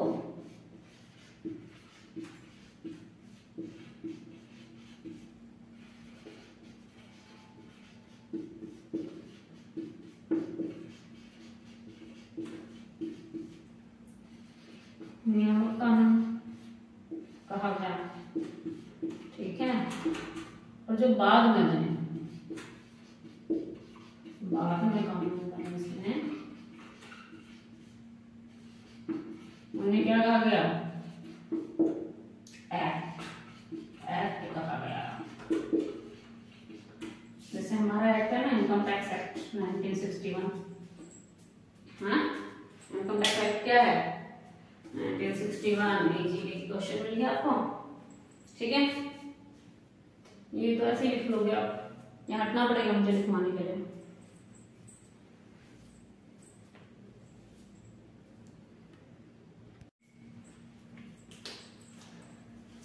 चलो, इस चैप्टर की कितनी विशेषताएं पढ़ ली हमने?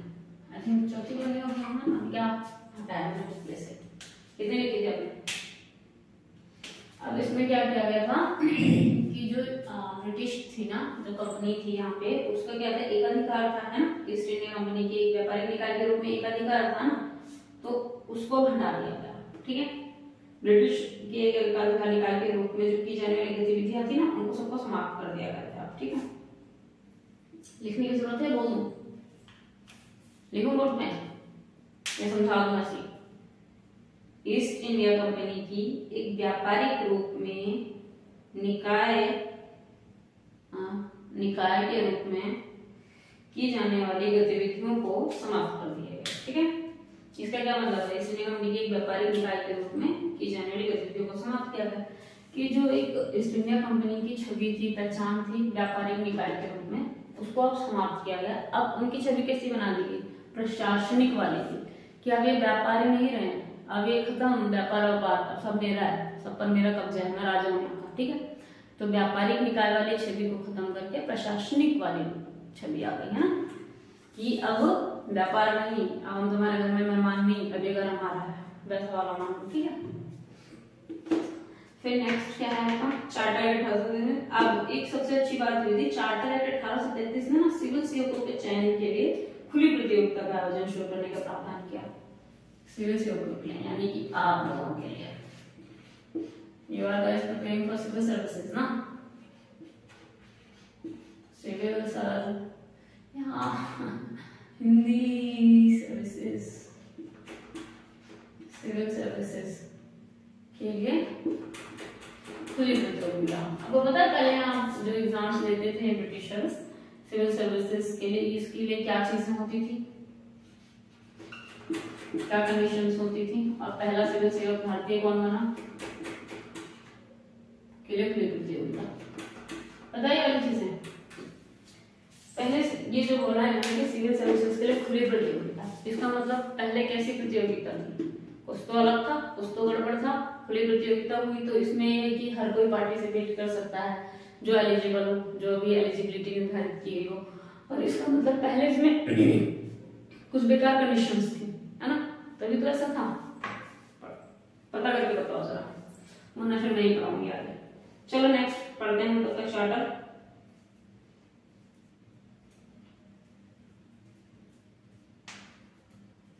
लिख लिया आपने? हाँ, पहले प्रॉब्लम ये थी कि पहले यहाँ सिविल सर्विसेज में भारतीयों को नहीं बैठने दिया जाता था, उनकी एलिजिबिलिटी ऐसी थी कि इनको बैठने का परमिशन नहीं थी, इजाजत नहीं थी, वो एलिजिबल ही नहीं माने जाते थे उनकी नजर, उनकी क्वालिफिकेशन के हिसाब से, उनकी एज के हिसाब से भी बताऊंगी कि उसके लिए क्या एज थी, क्या क्वालिफिकेशन थी, जो भारतीयों के लिए ठीक नहीं थी ना, इसलिए तो। और भारतीयों के लिए मना थी, कोई भी सरकारी पद भारतीयों को नहीं मिल सकते थे, वंचित थे। पर ये इस टाइम हुआ था, अभी बढ़ाएंगे कि इस समय कौन था गवर्नर जनरल, किसने किया था, कैसे होते सब बताएंगे। चलो नेक्स्ट बढ़ते हैं। नेक्स्ट चैप्टर है आपका क्या 1853 का चार्टर अधिनियम। ये चार्टर है, इसको पढ़ने के बाद हम क्या करेंगे, कंपनी का शासन को खत्म करेंगे। कंपनी का शासन खत्म में बहुत दिन हो गए, वैसे तो बहुत साल हो गए, इन बुक नोट हम लोग खत्म करेंगे। 1793 से 1853 के दौरान ब्रिटिश संसद द्वारा पारित किए गए कई अधिनियमों की श्रृंखला में यह अंतिम अधिनियम था, ठीक है। जैसे कि मैंने अभी कहा कि इसको पढ़ने के बाद चार्टर खत्म हो जाएंगे, तो ये बुक भी हमारी ये कह रही है कि यह अधिनियम हमारा अंतिम अधिनियम था, ठीक है। विकास की दृष्टि से अधिनियम एक महत्वपूर्ण अधिनियम था। इस अधिनियम की विशेषताएं और अधिनियम की विशेषताएं पढ़ी हम, इसकी कैसे नहीं पढ़ेंगे हम, है ना। सारे अधिनियम के भीतर विशेषताएं पढ़ी है, हमको चार बार पढ़ी है, मेरे ख्याल में सारे अधिनियम याद हो गए होंगे। कल ही इसका टेस्ट ले लेती हूँ मैं, है ना, हैंड टू हैंड टेस्ट ले लेंगे, पता चल जाएगा कितना पढ़ा, कितना समझ आया, कितना याद होगा, कितना पढ़ाने का। इसने पहली बार गवर्नर जनरल की परिषद के विधायी और प्रशासनिक कार्यों को अलग कर दिया। अब इसने क्या किया कि गवर्नर जनरल के परिषद के विधायी और प्रशासनिक, जो गवर्नर जनरल का पद था ना, गवर्नर जनरल के पद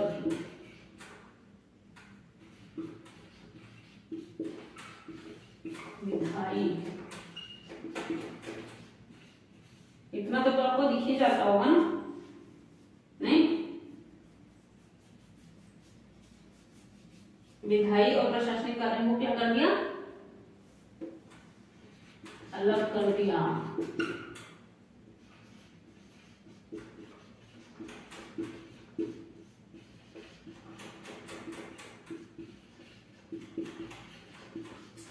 हलवा तरीके से पढ़ रहे हो आप, एकदम हलवा तरीके से, ठीक है।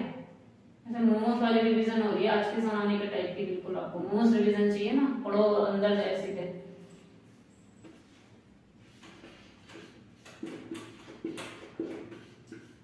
ये डीप वर्क है, ये बेसिक वाला डीप वर्क है। ऐसा नहीं है डीप वर्क मतलब आपने इतने गट्ठर पढ़ लिए, ये ऐसा है कि आपने इसको पढ़ लिया तो दोबारा आपको याद करने की जरूरत नहीं कहीं से, है ना। छोटा बड़ा जब हम बचपन में पढ़ लेते हैं, बड़े पे नहीं बोलते हैं ना, तभी से हम छोटा बड़ा सही मिला के ऐसे लाइनें लिख देते हैं, बस ये समझ लो आपका छोटा बड़ा है, ठीक है। इसने गवर्नर जनरल के लिए नई विधान परिषद का गठन किया, जिसे भारतीय विधान परिषद कहा गया। क्या किया इसने? गवर्नर जनरल पद के लिए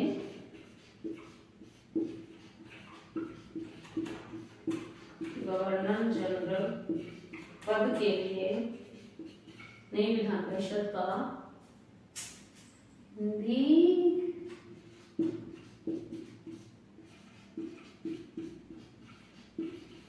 नई विधान परिषद का गठन किया है ना।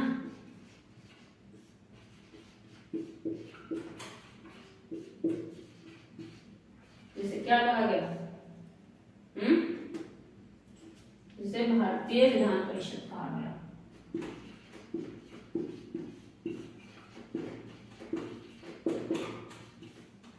विधान परिषद कहा गया। ठीक है।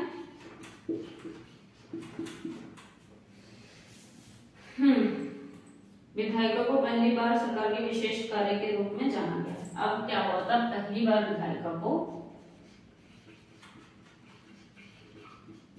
ये पहली विशेषता के अंतर्गत याद है सब कुछ, ठीक है। विधायिका को पहली बार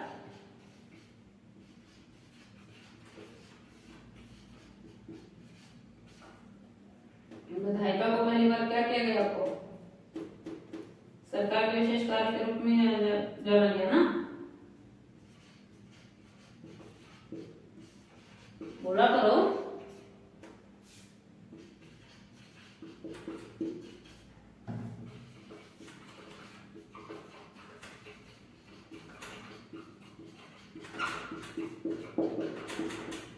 ठीक है। नेक्स्ट, इसमें सिविल सेवकों की भर्ती एवं चयन हेतु खुली प्रतियोगिता व्यवस्था का आरंभ हो गया था। ठीक है। इस प्रकार विशेष सिविल सेवा भारतीय नागरिकों के लिए भी खोल दी गई और इसके लिए 1854 भारतीय सिविल सेवा के संबंध में मैकाले समिति की नियुक्ति की गई थी। आप समझे क्या हुआ था? कहा था ना, बताऊंगी अभी कि किसके समय में हुआ था ये। जो सिविल सेवा सर्विसेज थी, जो ओपन हुई थी, किसके समय में? मैकाले। कब हुई थी? 1854, है ना। किसके समय में हुई थी? मैकाले थे ना, भारतीय सिविल सेवा समिति मैकाले समिति को लेके आए थे 1854 में, है ना। इसने कंपनी के शासन को विस्तारित कर दिया और भारतीय क्षेत्र को इंग्लैंड राजशाही के विश्वास के तहत कब्जे में रखने का अधिकार दिया। अब क्या किया इसने कि जो भारत है उस पर इंग्लैंड के अंतर्गत, है ना, महारानी विक्टोरिया, महारानी एलिजाबेथ, हमारा डायमंड कोहिनूर। अच्छा, आप लोगों को पता है क्या कि हमारे पास एक शाही नूर भी था, कोहिनूर से भी बढ़ के। मैंने कहीं जीएस में पढ़ा था बहुत साल पहले, शाही नूर के बारे में। देखना जरा आप लोग भी, समय निकाल के। अगर वेस्ट ऑफ टाइम लगे तो मत देखना, है। इसने कंपनी के शासन को विस्तारित कर दिया, भारतीय क्षेत्र को इंग्लैंड राजशाही के विश्वास के तहत कब्जे में रखने का अधिकार भी दिया, लेकिन पूर्व अधिनियमों के विपरीत इसमें किसी निश्चित समय का निर्धारण नहीं किया गया था। पहले एक बार ऐसा अधिनियम होता ना कि 30 वर्षों तक उसको बढ़ा दिया गया था, याद है। इसमें कोई निश्चित समय सीमा नहीं की गई है। अभी पढ़ाया था ऊपर मैंने, निश्चित समय सीमा तय नहीं की गई। ठीक है, निश्चित समय सीमा तय नहीं की गई थी कि ये वाले अधिनियम कितने समय, एक बार होता ना 30 वर्षों तक बढ़ा दिया गया था। किस अधिनियम में था उसको पढ़ा था हमने, तो इन्होंने इसमें कोई समय सीमा निर्धारण नहीं किया। ठीक है, कि कंपनी का शासन कब समाप्त करेंगे, कब तक रहेगा, ये कभी भी समाप्त हो सकता था शासन जब उनका मन करता, क्योंकि इंग्लैंड के विश्वास के अंतर्गत ही काम हो रहे थे। इंग्लैंड के ही मतलब उन्होंने अपने में ले लिया था कब्जे में, और क्या था ना कि अब तुम नहीं राज करोगे, कंपनी का शासन खत्म होता है, हम सब करेंगे राज, हमारा राज। इसमें प्रथम बार भारतीय केंद्रीय विधान परिषद में स्थानीय प्रतिनिधित्व प्रारंभ किया। गवर्नर जनरल की परिषद में 6 नए सदस्यों में से 4 का चुनाव बंगाल, मद्रास, बंबई और आगरा का स्थानीय प्रांत था। अब क्या किया गया, जो विधान परिषद थी ना, गवर्नर जनरल की परिषद में 6 नए सदस्यों में से जो गवर्नर जनरल परिषद थी,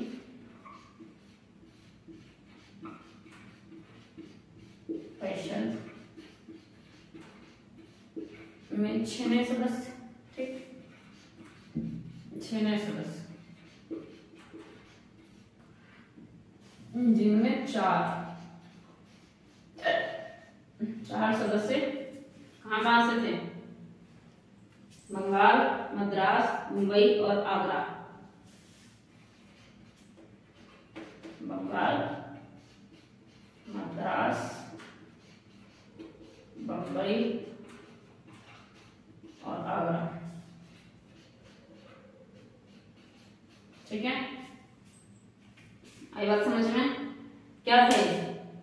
प्रांतीय सरकारों द्वारा किया गया। इनका क्या हुआ था? चुनाव हुआ था ना, इन लोगों का चुनाव थी, तो इसमें उन्होंने जब 6 नए सदस्य बने, जिनमें से 4 थे कहाँ के? बंगाल, मद्रास, बम्बई, यहाँ से चुन के आए थे। आगरा लिख दिया है। चलो नाटिका कंपनी का शासन हमने आज खत्म कर दिया, कल करेंगे 5 का शासन।